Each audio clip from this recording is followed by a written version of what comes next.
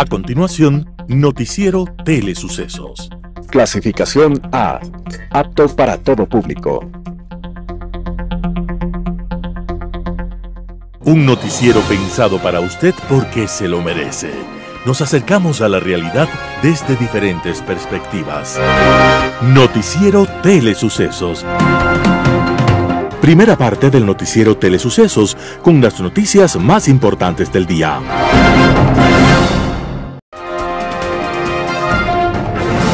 Un día como hoy. Un día cualquiera, mientras los norteamericanos escuchaban la radio, de repente se suspendió la información para un flash informativo urgente. Con voz profesional, el locutor describió extrañas explosiones en Marte y dijo que seguirían informando.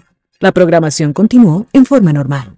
Minutos más tarde, el mismo locutor ya estaba vacilante, excitado, dubitativo, y entrevistaba a un astrónomo que había detectado varios objetos que se dirigían de Marte a la Tierra.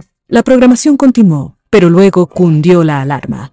El locutor, transmitiendo desde el lugar de los hechos, decía que los objetos habían caído cerca de New Jersey. Al fondo se escuchaban gritos confusos de los curiosos que se encontraban presentes. Y luego fue el terror. De aquellos cilindros salían monstruos que atacaban con poderosos rayos que mataban y lo destruían todo a su paso. Los norteamericanos entonces, chapoteando en medio de la ingenuidad mortal, cayeron en la histeria colectiva. Hombres y mujeres de rodillas confesaron sus infidelidades a sus cónyuges, pensando que llegaba el fin del mundo. Otros se suicidaron antes de caer en las garras de los marcianos o murieron en accidentes de tránsito al escapar a exceso de velocidad para alejarse de los extraterrestres. Al final, se descubrió que aquello apenas era un programa de radio que puso en evidencia las fragilidades y los lados oscuros de los humanos. El autor de esta realización fue el genial Orson Welles, y todo sucedió un día como hoy, 30 de octubre de 1938. Aquel programa nos enseñó que la radio profesional puede llevarnos a las profundidades del alma humana para descubrir la razón de nuestros propios miedos. Las principales noticias del día. Titulares. Correísmo y Partido Social Cristiano unen fuerzas y se quedan con la primera vicepresidencia de la Asamblea. Ministra de Energía confirmó que Colombia no venderá electricidad a Ecuador. Tribunal Contencioso Electoral difiere fecha de audiencia por denuncia de Verónica Abad contra Daniel Noboa por violencia política. En el segmento de opinión, reformas estructurales en el país. Los editoriales serán de Rafael Ollarte, Suso, Santiago Basabe. El problema no son los apagones, sino el desgobierno. Noticias internacionales. Noticias del día. Correísmo y Partido Social Cristiano unen fuerzas y se quedan con la primera vicepresidencia de la Asamblea. En la Asamblea Nacional, dirigida por la correísta Viviana Veloz, se destrabaron los desacuerdos políticos y hoy, 29 de octubre del 2024, se llegó a un consenso y se eligió a Otto Vera del Partido Social Cristiano como nuevo primer vicepresidente del Legislativo para ejercer funciones hasta mayo del 2025. La designación de Vera se realizó un día antes que el Pleno de la Asamblea entre a integrar la comisión ocasional para tramitar la reforma constitucional planteada por el Ejecutivo para el establecimiento de las bases militares. Vera asumió la primera vicepresidencia de la Asamblea Nacional con el respaldo de 89 votos que provinieron de las bancadas de la Revolución Ciudadana, Pachacuti y un amplio sector de independientes. Por su designación hubo un voto en contra y 40 abstenciones, ADN y Construye. El cargo del primer vicepresidente es clave porque reemplazará a Veloz cuando tenga que pedir licencia y hacer campaña entre el 5 de enero y el 6 de febrero del 2025 para la reelección como asambleísta en las elecciones del 9 de febrero del 2025. El Partido Social Cristiano llegó a la sesión de hoy confiado en los acuerdos que realizó con otras fuerzas políticas para ocupar el cargo después de que en una sesión del 9 de octubre sufrieron un revés en el Pleno luego de que no recibieron el respaldo de las bancadas para ocupar el cargo. En aquella sesión, Otto Vera apenas alcanzó 28 votos a su favor. Por su candidatura se registraron 85 abstenciones de la Revolución Ciudadana, Pachacuti, ADN y algunos independientes, y 11 en contra. Ministra de Energía confirmó que Colombia no venderá electricidad a Ecuador. Este 29 de octubre de 2024, la ministra de Energía y Minas encargada, Inés Manzano, confirmó que a pesar de las gestiones realizadas, que incluyeron una reunión presencial con su homólogo Andrés Camacho, Colombia no reanudará la venta de electricidad a Ecuador. Consultada si la decisión de Colombia responde a razones ideológicas, Manzano dijo que el presidente Petro se ha pronunciado en redes sociales con comentarios para impulsar ayuda a Ecuador, por lo que ella cree que atrás de la respuesta de Colombia estaría una intención de proteger sus embalses. Sin embargo, Manzano dijo que todavía se puede optar por una segunda opción. Esta opción es que el gobierno ecuatoriano le compre energía directamente a generadores privados colombianos que no están dentro del mercado regulado. Para esto se necesita que el ministro de Energía de Colombia elabore y expida una regulación que permita este tipo de operaciones. Colombia dejó de vender electricidad a Ecuador desde el 1 de octubre pasado, debido a que está pasando también por una fuerte sequía y busca preservar los embalses de sus hidroeléctricas. Tribunal Contencioso Electoral difiere fecha de audiencia por denuncia de Verónica Abad contra Daniel Noboa por violencia política. En horas de la noche de este lunes 28 de octubre, el Tribunal Contencioso Electoral notificó el diferimiento de la audiencia de pruebas y alegatos en la causa que mantiene la vicepresidenta de la República, Verónica Abad, por presunta violencia política de género por parte del presidente Daniel Noboa, la canciller de la República, Gabriel Sommerfeld, el ex viceministro de Gobierno, Esteban Torres, y la ex asesora presidencial, Diana Jácome.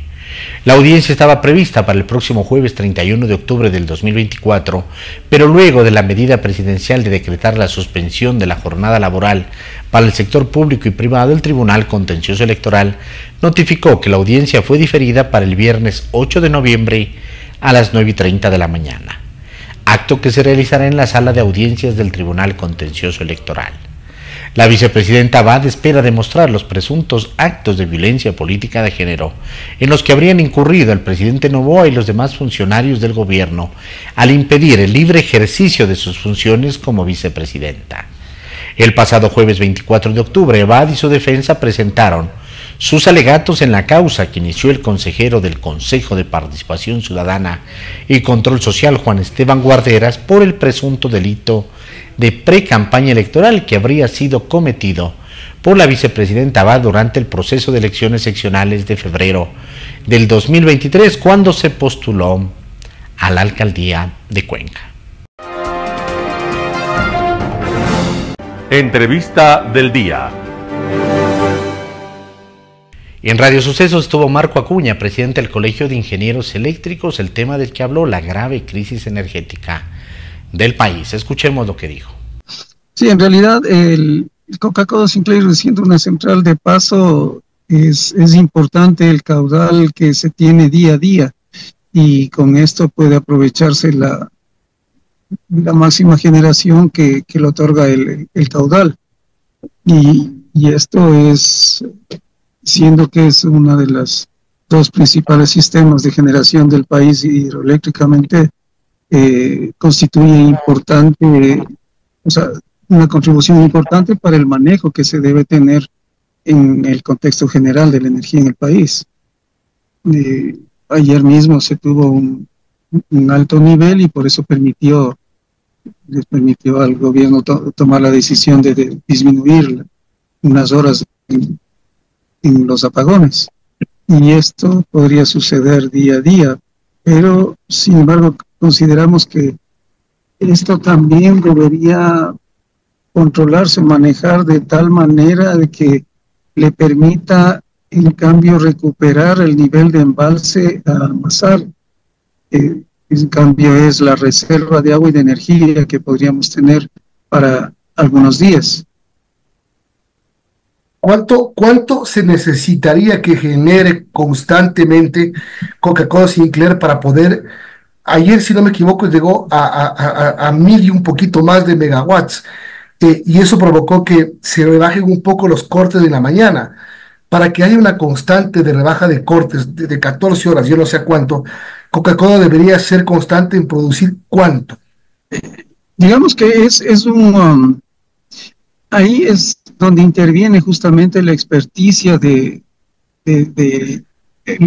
los técnicos del SENACE, en el hecho de que puedan manejar viendo el contexto general de todo el sistema, tanto no solo de lo hidroeléctrico, sino de lo térmico, para disponer también en función de la demanda que se podría entregar, el utilizar al máximo la capacidad que en ese momento se tenga en el Coca-Cola Sinclair, y también poder generar con el resto de las centrales hidroeléctricas la participación que tenga, y en esa función poder determinar la cantidad de horas de suspensión de servicio en general. Ahora, la ministra Manzano se ha reunido con el ministro Camacho de Colombia. El ministro Camacho le ha dicho: estamos dispuestos a ayudar a Ecuador siempre y cuando las condiciones mejoren. Ha mejorado Colombia sus embalses, sin embargo parecería que todavía no es la condición del momento para poder vendernos energía nuevamente. Claro, ellos tienen ciertas condiciones, o sea, para ellos el preservar su sistema es el tener un porcentaje mínimo en sus embalses de reserva de agua. Y mientras esas condiciones no se cumplan, ellos siguen manteniendo el parque térmico, generando para estar operando con seguridad su sistema.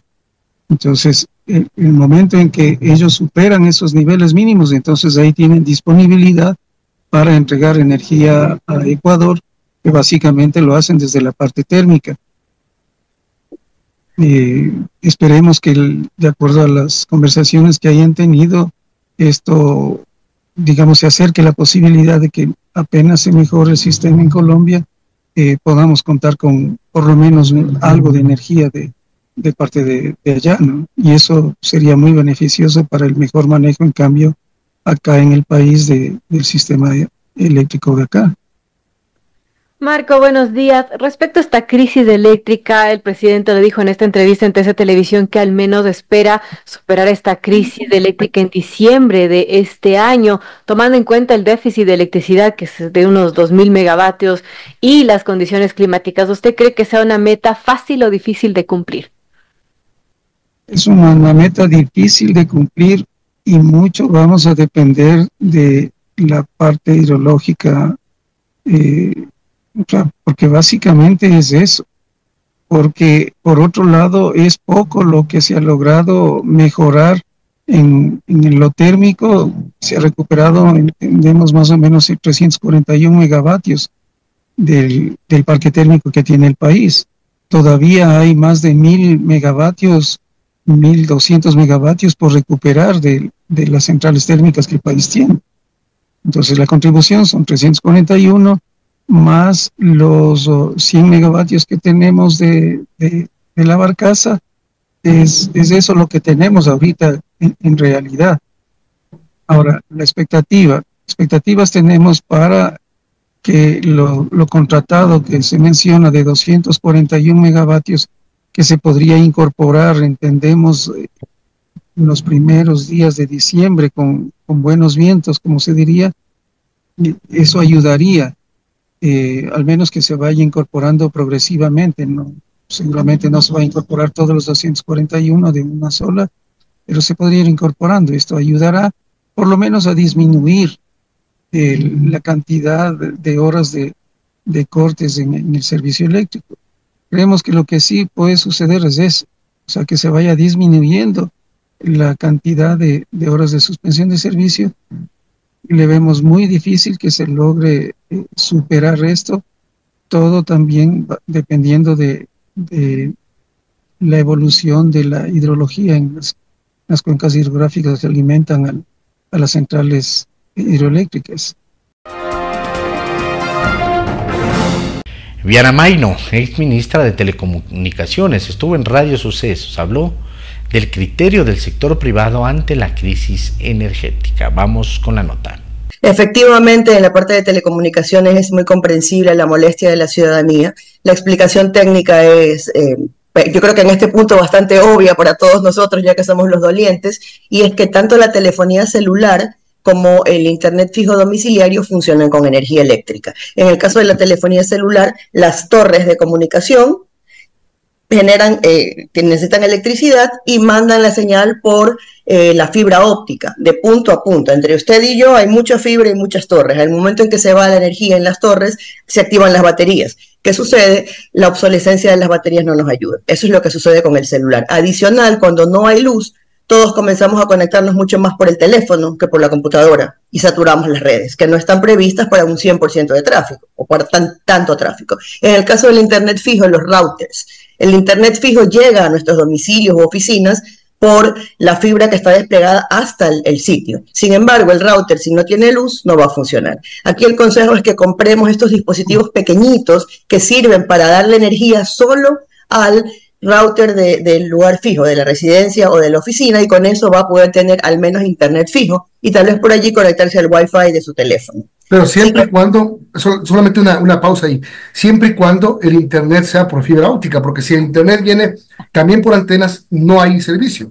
Si se refiere al fijo, sí, en efecto. Y allí mira un poco rescatable la posición de la Asociación de Bancos, que decidió por su propia cuenta, porque no fue sugerido por el regulador y lo hubiera sido deseable, estimado Milton, que haya una especie de moratoria o tiempo de cadencia para pagar obligaciones. Con los bancos, quiero decir. Aquí pudiera pensarse en algo similar para el tema de telefonía, que entendiendo que no es responsabilidad de las telefónicas ni de los operadores fijos que haya energía, porque eso no entra de su campo de acción. Sin embargo, al ser una situación tan crítica la que vive el país, mire, así como los bancos de alguna manera pues tuvieron esta concesión, esta decisión, sería similar lo que se pudiera hacer en el caso de telefonía, ¿no? Igual que en las obligaciones del Estado. Pero exacto, pero la telefonía puede hacer, las telefónicas pueden hacer algo para mejorar esto. Usted dijo, la obsolescencia de las baterías. Las baterías de las antenas no pueden poner un generador eléctrico en cada antena del país. Es imposible. Las baterías duran cuánto, y está dentro de su potestad mejorar esto, cambiarlas, ponerlas duras de mayor, no sé, o sea, desde la ignorancia del tema. Efectivamente, sí. Si Milton se pudiera mejorar el sistema de baterías, eso no significa que van a durar todo el tiempo de los apagones o de los cortes, pero por lo menos en mayor cantidad sí. Y también la ciudadanía tratar durante el momento en que no hay energía de no descargar cosas demasiado pesadas. Video, fotos, películas, eso debe estar cargado antes del apagón. ¿Para qué? Para generar menos tráfico, porque mientras más datos consumimos, saturamos más la red. Es un poco parte y parte, ¿no?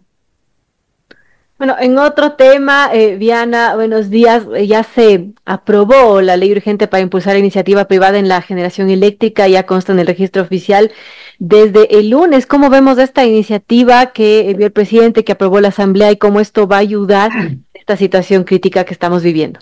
Bueno, de mi lado, estimada Mónica, como especialista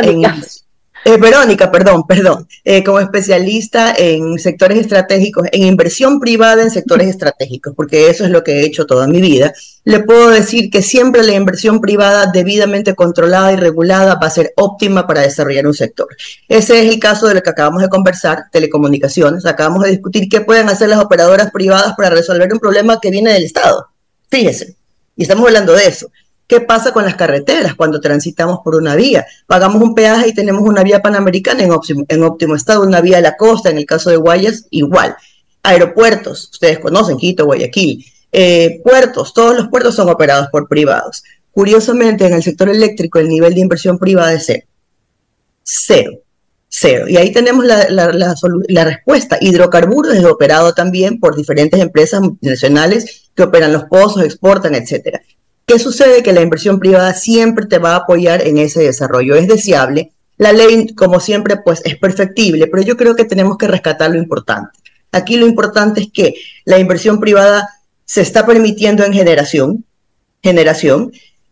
Hay algo permitido en transmisión ya, en la ley anterior, en la de inicios de año. ¿Por qué digo algo? Porque habla igual de reversión. Y entonces pensar que un inversionista va a invertir para que luego le revierta al Estado sin repago, no te va a dar la eficacia que necesitas. Pero sin embargo, hay que entender que la generación se tiene que transmitir. Es como lo mismo que hablábamos de las telecomunicaciones. Tú generas, pero tienes que transmitir por una línea, imaginemos, el cable, y luego tenemos que distribuir a los usuarios. Si un privado no puede hacer la cadena integral, lo que está diciendo es que va a generar mucho, pero tiene que alquilarle la red de transmisión al Estado. Y luego ir al distribuidor y decirle, por favor, dame distribuyendo.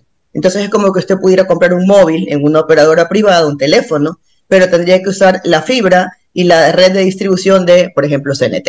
Es lo mismo. Entonces, lo que se intentaba, lo deseable hubiera sido la integración de los tres eslabones. Se puso mucho más énfasis en la generación, eso es bueno. Yo pienso que todavía tenemos una deuda pendiente con la distribución y la transmisión, muy importante, para que haya una integralidad, porque de esa manera el inversor puede decir, bueno, mi negocio, porque el inversor viene a ser un negocio, que repito, tiene que ser controlado, regulado, las tarifas controladas, pero él lo puede ver más integral y nosotros como usuarios podemos reclamar por ese servicio. ¿Por qué no está bien? ¿Por qué no me llegó? ¿Por qué se me apagó? ¿Por qué no me llegó la potencia que necesitaba? ¿Por qué hay fallas en el servicio? En Impacto Informativo, Roberto Aspiazu, presidente de la Cámara de Energía, habla de la situación energética que se vive en el país. Escuchemos lo que dice. Bueno, ya lo hemos dicho anteriormente, en el sentido de que dependemos de la lluvia. Esto ya se ha venido comentando recurrentemente y no es sino una confirmación de que finalmente la prolongación de los cortes depende de las lluvias. Si llueve, los cortes son más breves, si no llueve, son más largos. Así que es un poco la suerte del Ecuador en este momento. En buena hora que esté lloviendo, y desde luego de cara a normalizar la situación hacia diciembre, según la promesa del gobierno, vamos a depender de que se comprometa energía en firme, termoeléctrica fundamentalmente, para tener esa reserva que permita suplir un déficit diario que ha venido fluctuando, según lo dijo el presidente de la República en su intervención televisiva de ayer, entre 1.000 y 1.300 megavatios, de manera tal de que hay que tener presente que por ahora lo que se ha contratado son 100 megavatios, aparte de lo que se ha señalado de recuperación de otros 350 megavatios, pero todavía eso sigue siendo insuficiente para terminar con los apagones, y todo hace pensar que noviembre va a ser un mes de apagones y veamos qué sucede más adelante en diciembre. Por ahora ese es el pronóstico. Bueno, el presidente de la República el día de ayer se refiere durante 60 minutos a la problemática energética, confirma algunos elementos, hace ratificaciones, pero también da elementos nuevos. Por ejemplo, que el día de mañana se va a reunir con el presidente Gustavo Petro, Noboa va a ir a Cali, a la cumbre a la cumbre de sostenibilidad. Y ahí además hará un pedido formal para que se permita a la empresa privada colombiana que le surta de 200 megavatios al Ecuador. ¿Cómo ves estas gestiones y sobre todo qué comentarios te merece la entrevista de ayer? Bueno, la oferta de los colombianos, una empresa que se denomina I+D, es proporcionar al Ecuador hasta 300 megavatios. Empezar con 100 inmediatamente, subirlo en pocos días a 200 y llegar hasta 300. Pero su planteamiento es un contrato a 2 años. Hay que tenerlo presente. Es decir, en ese sentido, pues es un alquiler parecido a las barcazas. En ese sentido no debería llamar la atención desde el punto de vista que frente a la falta de energía en este momento, obviamente tenemos que considerar todas las opciones. Una de esta naturaleza en particular, si se contrata a 2 años, hay que pagar por la energía disponible un fee y además otro fee por la energía propiamente generada cuando se la requiera. Quiero decir con esto que cuando la tenemos de reserva ante la eventualidad de que haya un estiaje o que no tengamos suficiente hidroelectricidad, pues de todas maneras hay que pagar. Y no es un contrato en bolsa, sino que es un contrato a mediano plazo, en este caso, y se está ofreciendo, creo que son 17 centavos de dólar por kilovatio hora, que es un precio razonable, considerando que hemos venido a pagar en el mercado abierto, en la bolsa de valores colombiana, tanto como 33, 38 centavos de dólar por kilovatio hora. Así que esas son las realidades. Me limito a transmitir la información, a compartirla, y desde luego pues el juicio de valores, si no tenemos la energía, comprar una opción de esta naturaleza, llegar a un acuerdo, es una opción válida. Bueno, esa es la variante que se tiene con Colombia, porque lo que se tenía ahí es la venta del gobierno colombiano hasta hace algunas semanas, hasta que claro, Colombia estableció que tiene también sus necesidades y por lo tanto bajó el suministro para el Ecuador y lo bajó dramáticamente hasta 25 megavatios. El presidente de la República ha confirmado en la entrevista de ayer justamente que Colombia no le vende absolutamente nada al Ecuador. ¿Qué posibilidad habrá de que Noboa convenza a Petro de que volvamos a los niveles de hace algunos meses? Vamos a ver, no quiero especular.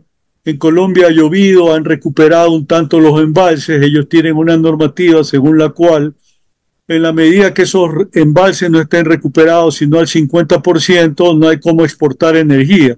Entonces, eso torna esta negociación o conversación crítica porque se necesita una autorización del regulador vinculado pues naturalmente al Ministerio de Energía y Minas de Colombia para que esta firma privada pueda suscribir eventualmente un contrato con Ecuador. Es más o menos el estado de cosas. Por lo pronto no compraríamos en bolsa, sino que compraríamos en base a un contrato de mediano plazo. Estimados amigos y amigas, gracias por estar con nosotros en este programa de Telesuceso. Habíamos visto anteriormente la necesidad que tiene el país, su economía, la sociedad y el futuro ecuatoriano, la necesidad, digo, de una serie de reformas estructurales en el país. Y hoy por hoy que ya hay un proceso electoral para elegir, pues el año que viene, digamos, el nuevo presidente, nuevos asambleístas, sería conveniente que escuchen todos esos caballeros y damas, digamos, la necesidad de esas reformas estructurales. Y hemos visto las razones por las cuales se necesita una reforma política profunda. No es posible seguir teniendo partidos políticos, agrupaciones políticas y candidatos a la presidencia como 16, 17, etcétera, etcétera, entre una serie de respetables caballeros y respetables damas. No es posible, eso debilita la democracia, etcétera, como habíamos dicho anteriormente. Pero se necesita una reforma constitucional. Hay que eliminar la constitución actual, hay que eliminarla, porque tiene sencillamente una serie de aspectos que sencillamente son totalmente inconvenientes y se ha probado en toda esta década y más de 10 años que esta constitución está vigente. ¿Sí? Ya un distinguido caballero de la SUAY ha dado una solución para cambiar esta constitución a través de una consulta popular que debe ser el presidente o quien está gobernando el país hoy, mañana, pasado mañana, y reemplazarla por la anterior. Hay que eliminar el Consejo de Participación Ciudadana y Control Social, por ejemplo, el Consejo de la Judicatura y otra serie de instituciones jurídicas que fueron creadas y que sencillamente no tienen sentido de existir. Pero también se necesita una reforma a fondo jurídica desde el punto de vista judicial. Yo digo que es necesario nombrar una comisión de 5 personas por parte de este gobierno o el nuevo gobierno, sencillamente para que hagan un análisis de toda la estructura legal en que está sostenida la justicia ecuatoriana. Hay jueces probos, pero hay otros jueces que son pícaros, que sencillamente dan sentencias en función del dinero que reciben. No digo que es el 100%. Hay probos y jueces que realmente merecen la pena que sigan siendo jueces, penales especialmente. Pero se necesita que esa comisión haga el estudio y haga unas recomendaciones de cómo cambiar y modificar toda esa estructura. Se necesita un cambio de la justicia. Créanme, queridos amigos, no es posible seguir con lo mismo actualmente, que la policía toma preso a alguien, lo mete, hay prisión preventiva, etcétera, y un juez A, B o C sencillamente dice no hay suficientes razones para que esté preso y lo liberan. A un asaltante, a un narcotraficante, etcétera. Eso no puede ser, no puede ser. En todo caso, esa comisión es la que debe ser formada en el futuro por el futuro gobierno. Esto es algo parecido con cuando el señor Lasso nombró una comisión para la reforma del sistema de seguridad social y esa comisión cumplió con su función. Sí, no solamente que hizo el diagnóstico, sino que propuso una serie de soluciones que hasta este momento ningún gobierno las quiere implementar. Pues bien, algo de eso parecido, con una comisión de 5 personas, los mejores abogados que tenga el Ecuador, y por supuesto que los tiene, especializado en cuestiones de código civil, en código penal, etcétera. Y esa comisión hace su análisis y hace sus recomendaciones para transformar la justicia en una justicia real y verdadera, que es lo que quiere la población, no los políticos. Un juez no puede obedecer a los políticos, no puede dar sentencia en función del dinero que le dan o en función de que el presidente, el ministro tal o un político importante en el Ecuador lo llamen y le digan, te mando la sentencia, firma la sentencia. Y eso es lo que ha pasado en el pasado. No es posible seguir permitiendo eso. Entonces se necesita la reforma constitucional, como me ha permitido indicar, y se requiere una forma a la justicia. Que hay que meterle la mano a la justicia, pero con un sentido positivo, no la del gobierno anterior del anterior, que metieron a la justicia con otro propósito, sino que esto significa un cambio radical para que se administre justicia en función de los principios, de las pruebas, ¿sí? Y hay que apartar la justicia, hay que apartarla de la política, ¿sí? No es posible que políticos y gobiernos quieran administrar la justicia, no es posible. Así no funciona la democracia ecuatoriana. Estimados amigos y amigos, vuelvo a insistir, se necesitan reformas básicas y estructurales en el país, y los nuevos candidatos a la presidencia de la República, todos los que son 16, 17, etcétera, tienen que comenzar a decirnos a los ecuatorianos, a los votantes, cómo van a iniciar las reformas estructurales de las que estoy mencionando y que al futuro seguiré mencionando otras reformas que estrictamente en la economía se requieren. Amigos y amigos, gracias por estar con nosotros y volveremos la próxima semana. Un panorama de noticias para su estatura intelectual.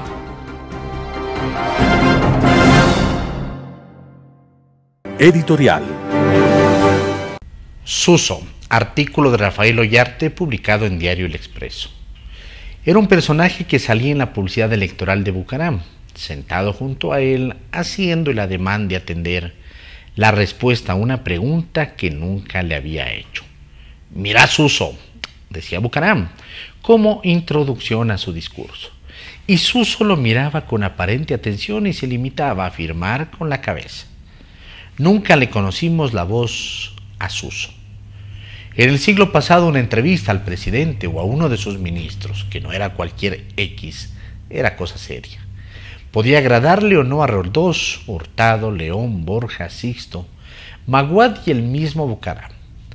Pero una conversación entre esos jefes de Estado con periodistas duchos, conocedores, porque no estaban entrevistando a cualquiera, incisivos y que no tenían la menor intención de caer simpático a nadie, pero tampoco de dárselas de opositores recalcitrantes, era algo imperdible y más allá de nuestra tendencia ideológica, uno sentía que había aprendido algo. Hasta hablar, pues, con altura y respeto, pero con mucha firmeza. El interpelado era sometido a un interrogatorio fuerte e incluso áspero. Era una prensa a la que se podía achacar de inquisidora, pero nunca de complaciente. Y lo era con todos, no con dedicatoria, que es otro grave vicio. El funcionario podía hasta enojarse, pero trataba de que no se note, aunque a veces sin éxito, mas nunca perdía los papeles, permitiéndose descontrolarse.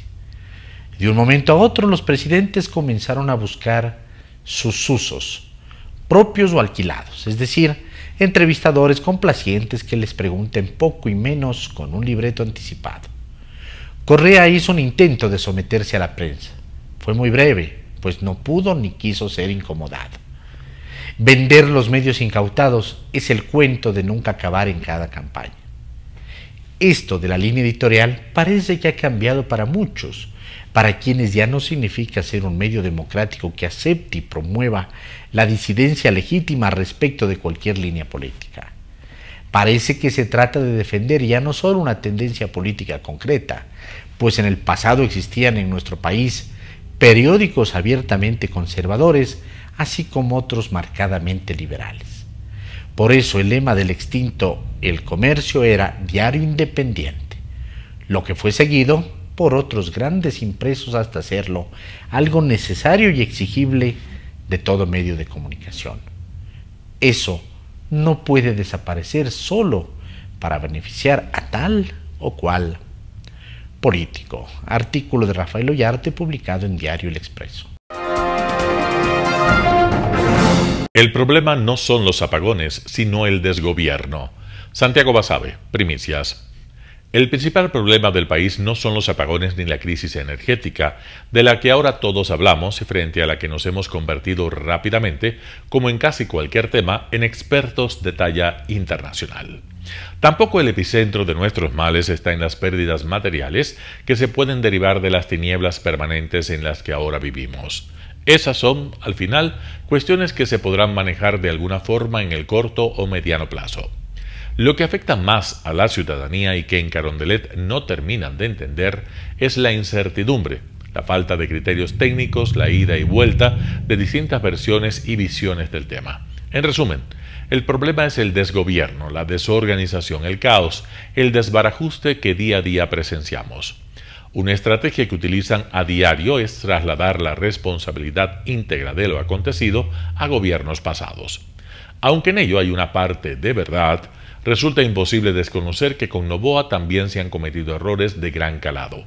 El más profundo, desde luego, la ausencia de un liderazgo firme que oriente la política pública y le otorgue certidumbre al ciudadano.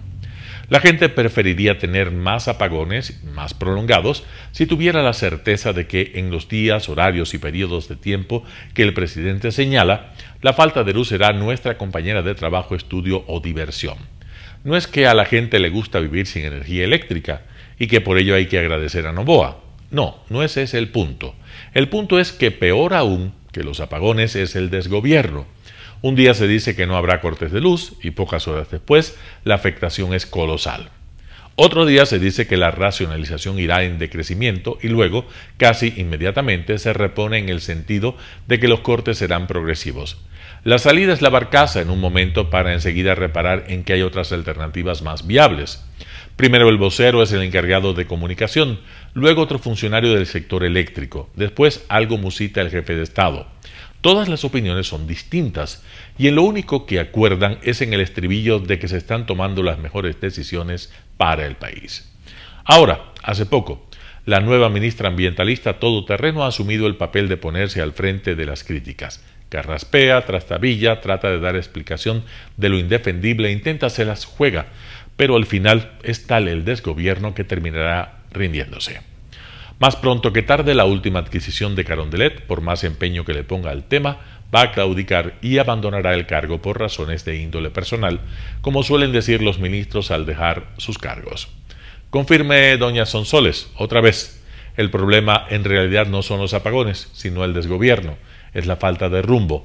Ese rumbo que no lo pueden causar porque el principal enemigo que tienen a cuestas es el proceso electoral que se acerca. De ahí que asuman que, proponiendo políticas clientelares, la molestia ciudadana pasará a segundo plano. No es así. La gente está harta y no es por la falta de luz. La gente está harta hasta la coronilla por la estruendosa incapacidad de ustedes, presidente y cercanos, para establecer un guión básico de cómo asumir la crisis. Hasta ahora, desde el poder, minimizan todo lo ocurrido porque la gente, en medio del desgobierno, no tiene por quién más votar en las elecciones de febrero. Los que jamás votarían por la Revolución Ciudadana y pensaban en hacerlo por Noboa, ahora dudan, pero no encuentran hacia quién dirigir sus votos. Ese es el espacio electoral al que aspiran Topic y Cucalón, pero que aún no lo consiguen. Como eso aún no ha sucedido y quizás nunca suceda, los comensales de Carondelet siguen adulando al presidente con la idea de que todo está controlado. Lo está, en efecto, pero eso puede cambiar. Con las certezas no se prenden los focos, las maquinarias ni las computadoras, eso es cierto. Pero con las certezas es más fácil asumir que estamos en medio de un problema del que todos nos debemos hacer cargo desde nuestros diferentes espacios. Para colocar ese mensaje en la ciudadanía se requiere desde luego capacidad de conducción política, aquella de la que adolecen en Carondelet. El problema no son los apagones, sino el desgobierno. Santiago Basabe, Primicias. Noticias internacionales. Los pueblos indígenas de toda América exigen acción para frenar el cambio climático. La Conferencia de las Naciones Unidas sobre Biodiversidad entra en su segunda y última semana en Cali, Colombia. Representantes de comunidades indígenas de toda América participan en la COP16 para pedir a los países que cumplan sus compromisos. Nuestros gobiernos no toman decisiones rápidas, demoran en implementar. Se están dedicando a implementar leyes, están normalizando, pero no están haciendo un trabajo para invertir en aquellas actividades como para recuperar, conservar la biodiversidad. Se están llevando a cabo negociaciones internacionales para aclarar la implementación del marco global de biodiversidad adoptado por casi 200 países a finales de 2022. Incluye el objetivo de proteger el 30% de la tierra y el agua para 2030. So far we have 17% globally in terrestrial and only 8% in marine and coastal. So there is a strong call to action to that in the national action plans or in the updated targets from the different countries to enhance the protection. But that target cannot go alone without the other target, that is the target number 2, that is to promote the restoration. Mientras la mayoría de los países luchan por implementar su plan, la UE está entrando en las discusiones finales como líder en la lucha por la biodiversidad. We had Natura 2000 is a vast network of connected, protected sites. So because of that, in the nature restoration law, we are quite confident that the 2030 goal for the land, we will relatively soon reach. For the water, it's a bit more complicated. But also on this, we're working a lot. We will come forward with a water resilience strategy. Según la ONU, es necesario triplicar las inversiones verdes para alcanzar los objetivos de 2030. Quelques 140 ministres et une douzaine de chefs d'État sont attendus lors de cette seconde semaine décisive. La présidence colombienne dit s'attendre à des décisions majeures pour transformer en actes les promesses de stopper la destruction de la biodiversité. Cyril Fourneris, Euronews, Cali.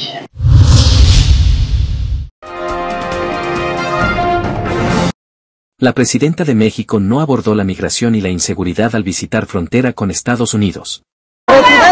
En su primer viaje a la frontera norte, la presidenta mexicana tuvo solo un acto público y en él no habló de dos de los problemas más apremiantes de la región: inseguridad y migración.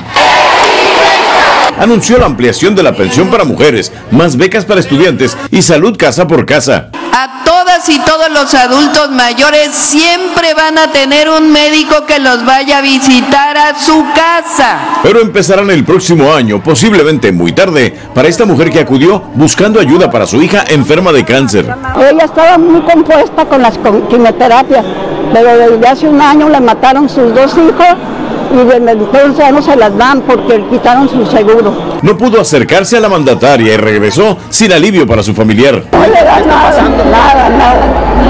Ni una vitamina, ni las quimios, ni nada. Otra madre y su familia procuraban la atención de Sheinbaum con enormes pancartas. Para que se haga justicia, porque no se puede quedar impune. Denuncian que no avanza la investigación por la muerte de un policía penitenciario. Fue asesinado por un elemento de la Guardia Nacional. Les permitieron entrar al recinto, pero no pudieron hablar con ella. Claudia Sheinbaum anunció un programa de vivienda accesible y recorrió en privado obras que iniciaron en el gobierno anterior: el viaducto elevado, la construcción de la tercera garita internacional y la rehabilitación de una planta de tratamiento de aguas negras que contamina playas de México y Estados Unidos. Aún siguen en proceso. Vicente Calderón, Voz de América, Tijuana.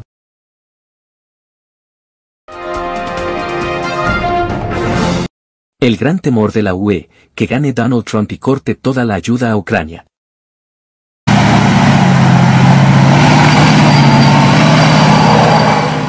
El resultado de las elecciones presidenciales estadounidenses influirá en la guerra en Ucrania y por extensión en la seguridad de la Unión Europea.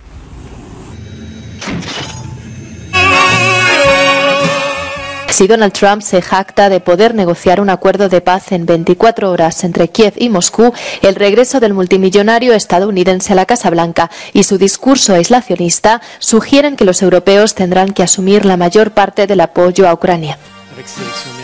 If Trump wins the election, he just might say to Ukraine, the last batch of support that you got, well, that was the last batch. And that would cause great problem because Europe is not ready to take over, and it means that within 3, 4, 6 months Ukraine could find itself without sufficient war material to prosecute a war. La vicepresidenta de Estados Unidos, sin embargo, muestra un firme apoyo a Ucrania. Kamala Harris también dice que quiere preservar la arquitectura de la seguridad europea. I assume that even if Harris wins the elections, that she will say to the European allies, this is your problem in the end, and you will have to take over the burden of militarily supporting Ukraine. But I assume Harris will leave us time. She will do so gradually. Cualquiera que sea el resultado de las elecciones estadounidenses, la Unión Europea debería mantener su apoyo a Kiev. Por otra parte, los 27 probablemente tendrán que revisar sus prioridades y su estrategia. The question is, what is in the end our strategy? And the last European Council said, we will support Ukraine for as long as it takes, as intensely as it takes, until the liberation of all of its territory. But do our military and political leaders really believe that? If so, they should give a lot more arms and ammunition. But if actually they no longer believe that, then they should decide, what is the second best option, or the least bad alternative, but an alternative that is feasible. La votación estadounidense parece una llamada de atención para la UE. Los europeos deben prepararse para responder a un orden mundial cambiante. Parece que en este nuevo panorama geopolítico los 27 tendrán que depender más de sí mismos.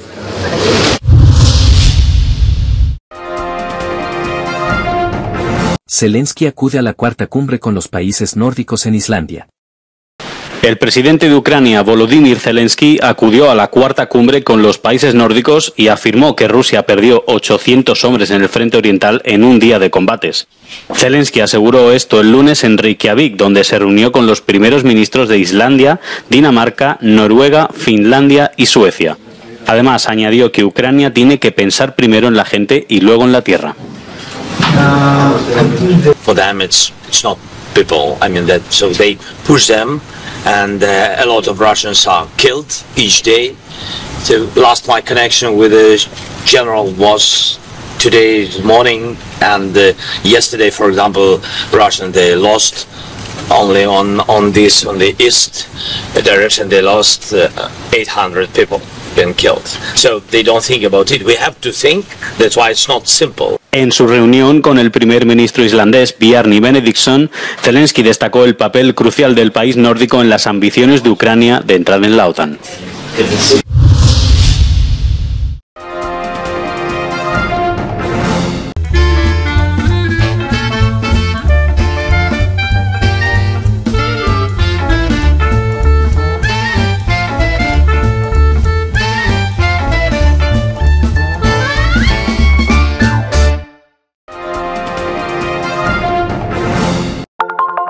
Telesucesos, Canal 29 UHF de la ciudad de Quito. Un canal de televisión abierta, siempre inédito, para una audiencia especial. Somos cultura, educación, salud, opinión calificada, normas de vida.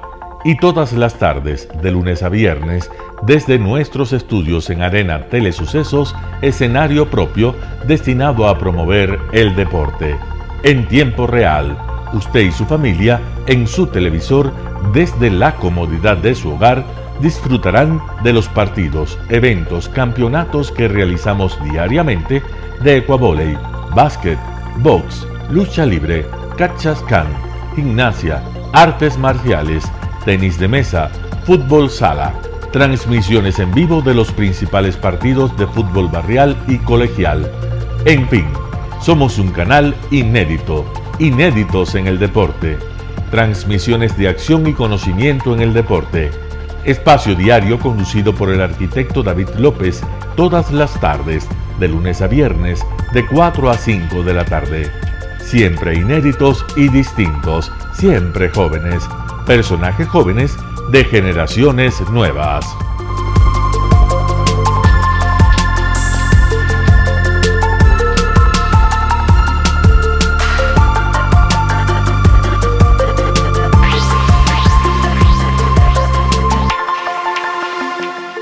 El término arena dejó tiempo atrás de ser sinónimo de muerte.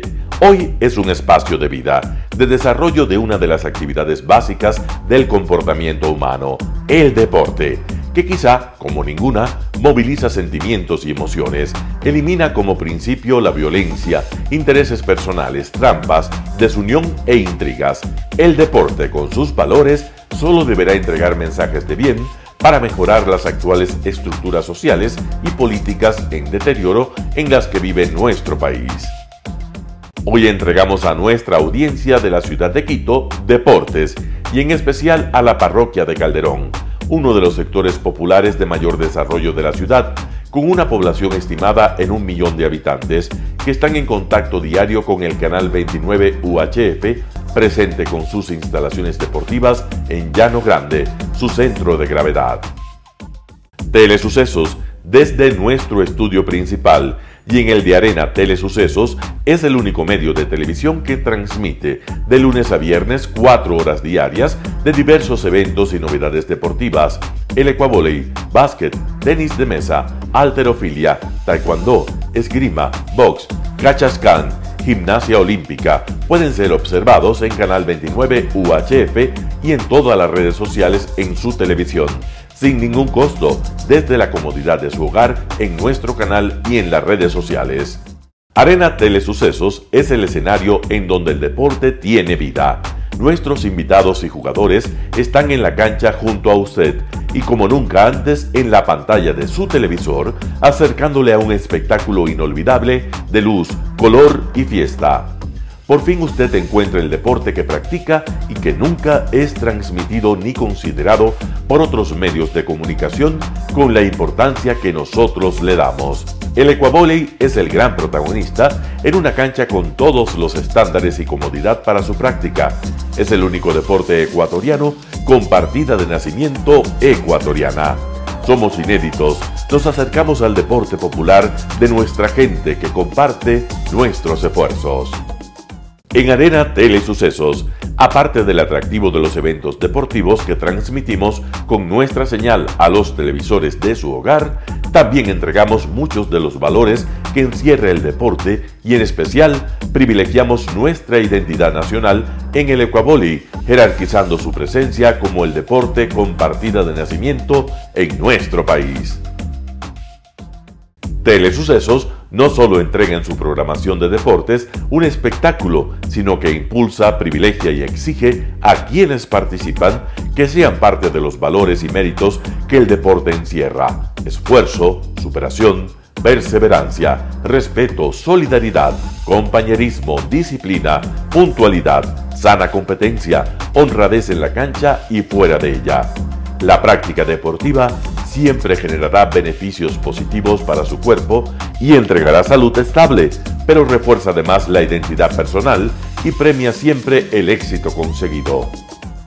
Estamos entregando a nuestra ciudad con Arena Telesucesos un esfuerzo más de un medio que es fiel a su identidad y que a través de sus contenidos de salud, cultura, opinión calificada y ahora deportes, pretende difundir lo que, aparte del entretenimiento, requiere nuestra gente. Lo hasta ahora realizado está hecho con mucho esfuerzo, pasión y el entusiasmo de nuestra parte, de nuestros empleados, trabajadores y pequeños empresarios que creen en nuestras motivaciones. Hemos dado los primeros pasos para este proyecto que seguiremos haciéndolo gracias a ustedes. ¿Cómo llegar? Nuestras instalaciones se encuentran en el norte de la ciudad, en un sector de gran crecimiento y desarrollo urbano al que se accede a través de la vía E35, más conocida como la Avenida Panamericana Norte. Desde el centro comercial El Portal, a 2 kilómetros a la derecha, se encuentra la calle García Moreno, antiguo camino a Llano Grande, una arteria en la que se desarrollan dinámicos comercios. Junto al centro comercial Ciudad Alegría, a 100 metros, hemos llegado a nuestras instalaciones, Arena Telesucesos, la cancha del ecuavóley. Telesucesos, siempre inédito, nuestro canal online a la vanguardia tecnológica, 24 horas de programación continua a través de Internet. Telesucesos Internacional. En el Ecuador y en el mundo, Telesucesos Internacional. ¿Cómo nos sintoniza? Ingresando a www.telesucesos.net. Telesucesos Internacional. Telesucesos, el canal de televisión siempre inédito. El noticiero Telesucesos es retransmitido de lunes a viernes a las 7 horas por Radio Planeta Sur 106.1 FM de la ciudad de Loja. Noticiero Telesucesos. Las opiniones vertidas en este espacio por la producción y dirección del programa son de exclusiva responsabilidad de sus autores y de quienes intervienen en ellos.